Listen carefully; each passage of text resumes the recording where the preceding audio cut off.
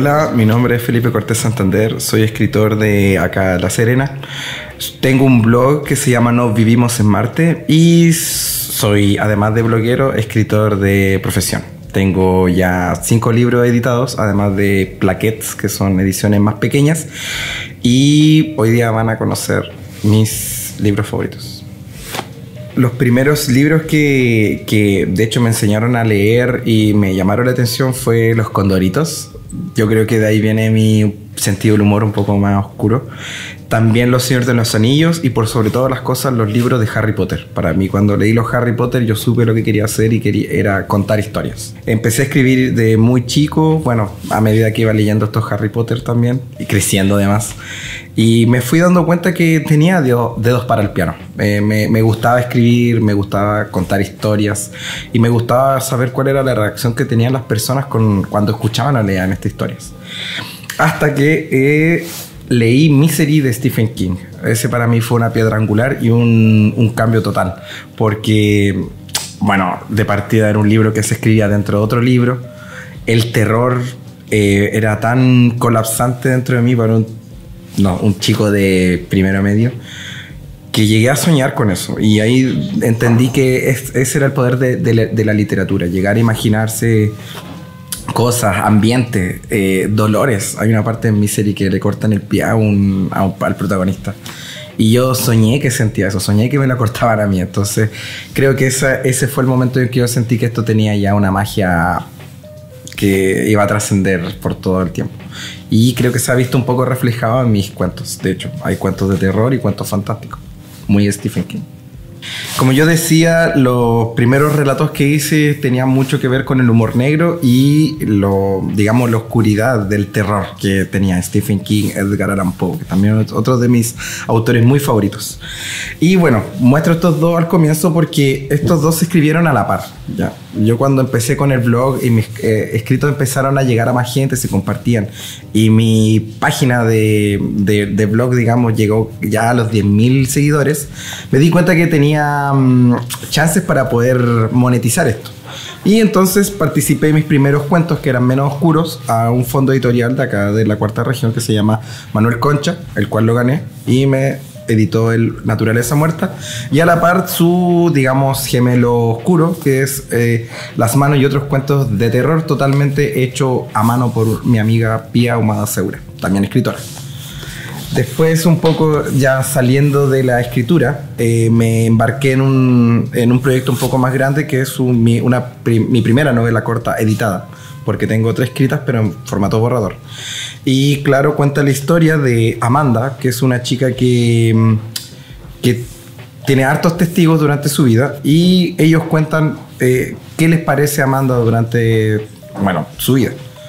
La gracia de este libro es que empieza del final hacia adelante y está contado de una forma que rompe el esquema cronológico. Y el último libro que edité es una guía de reciclaje que se llama la Guía Básica del Reciclaje. Yo estoy muy comprometido con lo que es el reciclaje y ojalá volver a funcionamiento muchos de los materiales que hoy en día no se ocupan o que se ocupan una vez y no se vuelven a ocupar. Entonces, como trabajé en un centro de acopio de material de reciclaje, se me ocurrió hacer esta guía para personas que tuvieran dudas y poder solucionarlas antes para así hacer que el trabajo de la gente que trabajara en estos centros de reciclaje fuera mucho más fácil. Bueno, cabe decir que es mi primer libro de no ficción y muchas personas piensan que es ficción en otro código, pero es eso, una guía de reciclaje. Bueno, como yo les decía, tenía un blog que se llama Nos Vivimos en Marte, que lo empecé hace ya unos, no sé, 10 años, 8 años. Y resulta que subía mi historia sin ánimo de que la gente respondiera ni nada. Pero a medida que la gente fue compartiéndolo, le fue dando likes y obviamente el número de seguidores fue subiendo hasta los 16.000, para mí fue una locura. Me di cuenta de que tenía dedos para el piano y me empezó a llamar la atención el cómo publicar, que era la única forma de poder monetizar esto. Capitalismo, allá vamos. En primer lugar, le recomiendo a la gente que escriba y que quiera hacer esto, publicar en físico. En primer lugar, puede buscar un montón de concursos literarios, así como yo gané o participé en mi borrador de Naturaleza Muerta y ganó. pueden hacerlo ustedes también. Y lo malo de los concursos es que a veces uno se desanima un poco si uno no logra conseguir los premios. Lo bueno es que hoy en día, como está todo revolucionado y la tecnología llega a puntos increíbles, con una amiga que es muy autodidacta y muy capaz, ella aprendió a hacer libros y a encuadernarlos de la manera más óptima posible. Estos 2 libros más esta guía fueron totalmente hechas a manos. Yo cuando iba en el colegio jamás pensé que podría haber sido esto posible, pero cuando lo vi dije que, bueno, si unas personas no se fijan en mí, quizás yo podría hacer el trabajo, digamos, difícil y publicarlo por mi propia cuenta, y resultó. Entonces yo a la gente que quiere escribir y que se desanima porque mandan borradores y se los rechazan, en realidad les invito a, digamos, a identificar cuáles pueden ser las otras formas y saber cuáles son las más agradables para uno mismo. A mí me agrada el formato físico porque yo crecí con los libros y siento que era la única forma de visibilizar mi trabajo. Y así me encontré con la gente precisa y en un momento preciso. Así que para la gente que escribe, que no se desanimen, pueden hacerlo ustedes mismos, pueden hacerlo con sus propias fotocopiadoras, pueden hacerlo con sus propios computadores, pueden hacerlo a mano, fotocopia, lo que sea. Y lo otro, que si van a escribir, ojalá escriban harto y lean de igual manera. Si uno no lee mucho, uno no tiene tanto material para escribir. Y entre uno más escribe, más uno llega a la forma correcta que uno cree que debería ser la escritura. A la larga existe una voz que es propia, que saca de aquí, de allá, de acá, para formar la propia. Entonces le invito a que sigan escribiendo, sigan leyendo, ocupen los espacios como la biblioteca. Hay muchos buenos libros. Acá ustedes pueden aprovechar un montón.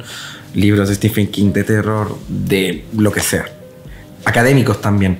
Y ojalá vengan los talleres que se dan acá, los talleres literarios que muchas personas hacen, y que por favor conversen con otra gente que tiene estas mismas inquietudes, que quieran ser escritor, que quieran leer, le guste leer. Tienen que generar una comunidad bastante fuerte para poder lograr sus objetivos. El siguiente relato que voy a leer es uno de los que viene adentro de Las manos y otros cuentos de terror, y se llama ¿Dónde está mi hijo? Mi hijo, ¿dónde está mi hijo?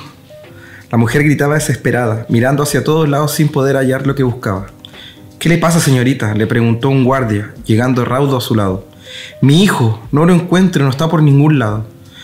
El guardia encendió su radio para avisarle a todos sus colegas que había un niño perdido dentro del supermercado. Acto seguido, se dirigió a la sala del recinto para impedir que él o los posibles captores pudieran huir con él. La gente alrededor quedó expectante, mirándose los unos a los otros con cierto temor, a la vez que los guardias se apostaban en las entradas. Por los altoparlantes se dio aviso de la pérdida ocurrida. La gente entonces detuvo todas sus acciones para facilitar la búsqueda. Mi hijo, ¿dónde está mi hijo?, seguía gritando la mujer, mientras todos la miraban sin poder hacer nada al respecto. Alguien le dijo que se calmara, pero fue como si le hubieran hablado a una pared. El hecho era que, después de todo, el niño no parecía estar en ningún lado. El gerente dio aviso a carabineros para agilizar las cosas antes que fuera demasiado tarde, mientras que las supervisoras, por su lado, invitaban a la mujer desesperada a tomar asiento detrás de una de las cajas registradoras, y los guardias y el personal de supermercados se encargaban de la búsqueda, actuando con un esfuerzo no muy frecuente en ellos, comprobando que el niño no se encontraba ni en la zona del pan, ni en la de los lácteos, ni en la de los juguetes, tampoco en el pasillo de los dulces. La esperanza se había ido lejos. La gente esperaba que anunciaran lo peor. Ya había sucedido otras veces que los niños no volvían a aparecer hasta que los encontraban en bolsas negras de basura, destrozados, sin sus órganos, en lugares abandonados y lejanos. Podía ser que esta fuera otra de aquellas ocasiones. Sin embargo, alguien empezó a gritar que lo había encontrado. Nadie supo en un comienzo de dónde provenía el llamado, pero luego que los guardias usaran sus radios para comunicarse, supieron que el niño extraviado estaba encerrado en uno de los baños para el público. La mujer desesperada se levantó del asiento como un relámpago. ¿Dónde está? ¿Dónde está?, preguntó totalmente alterada. Allí está, en el baño, indicó una anciana, apuntando hacia el interior de este. Mírelo.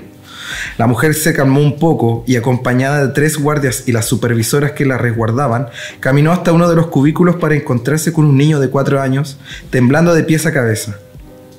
Su ropa no era la misma que vestía al ingresar al supermercado, y su pelo, antes castaño, reluciente y fino, estaba ahora cortado al rape. No cabía duda que alguien había estado preparándolo para salir y huir lejos con él, cambiándole las características para confundir a los guardias. ¡Hijo mío! La mujer abrazó al pequeño y lo levantó para llenarle la cara de besos, mientras éste no dejaba de temblar y chuparse el pulgar con la mirada perdida. Disculpe. Hijo, hijo, por fin. Los guardias acabaron con su operación dándose órdenes por radio, las puertas volvieron a dejar de ser custodiadas y la gente siguió con sus compras murmurando unos con otros sobre la situación acontecida. La mujer, por su parte, le dio las gracias a las supervisoras, al gerente y a los guardias por su ayuda y disposición.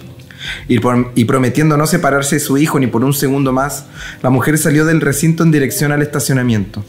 Apretó la alarma para desbloquear las puertas de su jeep, ubicó al niño en el asiento del copiloto y se centró detrás del volante. Hijo, hijo, balbuceó mirando al pequeño, acariciando su pelo rapado. Hijo, ya no nos separarán más. El niño la observó, titilando como si estuviera muriéndose de frío. De la entrepierna de su pantalón asomó un tibio manchón oscuro. ¿Mamá? ¿Mamá? El niño parecía estar al borde del colapso nervioso, con la tez de su piel pálida y nauseabunda. ¿Dónde está mamá? Tú no eres mamá. La mujer sonrió sin poder evitarlo. Al fin lo había conseguido. ¿Cómo no iba a hacerlo? Ahora sí, querido. Ahora sí. Fin.